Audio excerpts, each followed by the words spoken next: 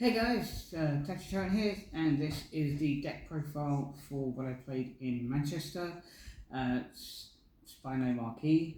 For the right line, I went with the Gargrex line, mainly in preparation for getting Dragon Vortex. I haven't got it yet, but this is one of the main reasons why. The second reason is the searchability of Ironclaw when rode upon by Iron Arm. It's top 5 check for Dino Dragon, helps really well with this deck being all Dino Dragons. And obviously Marquis is the main unit with when it's placed I can check top 7, call up to 2 Dino Dragons for absolutely no reason, absolutely no cost. And then on attack, counter +1, retire a Dino Dragon, draw 1, it gets 10k, and then I call something to rear, and my opponent's column is retired to in the same column as where I called. So it's a very good kind of like powerhouse and kind of my style of play. So on to the grade 3s, I'm running 3 more Spinomarquis, 2 Tribash, honestly a really good kind of choice for this deck, considering the Vanguard gets power by itself. When my opponent's got 2 or less, I can put him into the soul and get another crit. If he's already on board before I do the retire, and it goes down to 2 units, I can still put him into soul because it's on an attack. I run one of these guys. It's a really interesting card. I actually had a couple of people asking about it after my games to read it, and it's a skill of in the back row rear. During my turn, if my opponent has nothing in the column, it gets boost, and if my opponent's on grade 3, it gets an extra 2k, so it's a 15k booster on the back row, but it can easily just be a good attack. And last grade 3 is Trinisphere. This deck actually does have a problem with defense because you're quite aggressive, so having Trinisphere is a good option because it raises by 2/5, and if my opponent does happen to get the overtrigger, whatever actually gets to 100 million, gets -1 crit until the end of the turn. For the grade 2s, I am running 4 Enion Rush, the absolute main card that I am wanting to see with Marquis. It's an additional draw when it's retired for an energy loss of 3, and on attack when my opponent's on grade 3, I can Soul Blast, give it an extra 10k, and it will retire itself at the end of the turn. Most of the time that won't happen because I'll sack it with Spinomarquis instead, which gives me an extra draw after I've gone through everything with Marquis itself. Next up, a 3 Brachio. Excuse me. It's 3 Brachio. It's a good pressure card because when it hits, I can retire him, draw a card, and sack something on my opponent's field. The amount of times this was blocked was like, it was almost a guaranteed block or a retire. I actually saw I saw it quite a few times, and every time I did attack with it, it was blocked, so I didn't really get the skill off. Next is 3 Turbo Barish. Great card.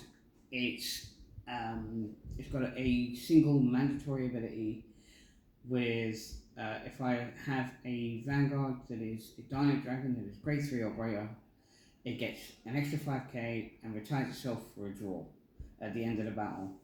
A solid pick for any Dino Dragon Vanguards. And lastly, one of my latest additions is Spinomarquis. I initially wrote it off as not fitting for this deck, but after playtesting, it actually became one of my favourite cards to actually just pull out. So for when it attacks my opponent's Vanguard for EV3, my opponent chooses a card from the drop, binds it, and if it's a normal unit, this guy gets 5k. If it's a trigger they bind, he gets an extra 10k. Explaining that to my opponent every single time they removed a normal unit, because obviously they didn't want to see a 20k attack coming their way. And it did actually put in some work. Next, onto the grade 1s. We have another new addition for Dino Fest. I cannot stress how much this card has put in to the consistency of this deck. It's an absolute banger because it'll get me a search, and it gets me a search pretty much every single time I see it. I'll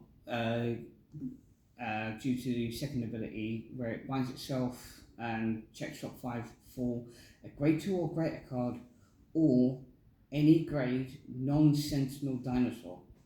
I have been able to grab my grade 1s and obviously when I've needed to. And the top ability having nothing on my opponent's side, and I've got a grade 3 or greater Vanguard, and it having 5k. If there's nothing on my opponent's field, Spinomarquis clears the way, and I've got a 13k booster. Next up is one of my favourites, Geeshful. With Marquis being able to retire stuff, this comes in clutch. I can attack, boost with this boosting, and then it will restand and get in 2k. So I've got like an 8k booster and then a 10k booster, which actually helped with the higher numbers later in the game. Next up is Rufus, another great card which is good for power.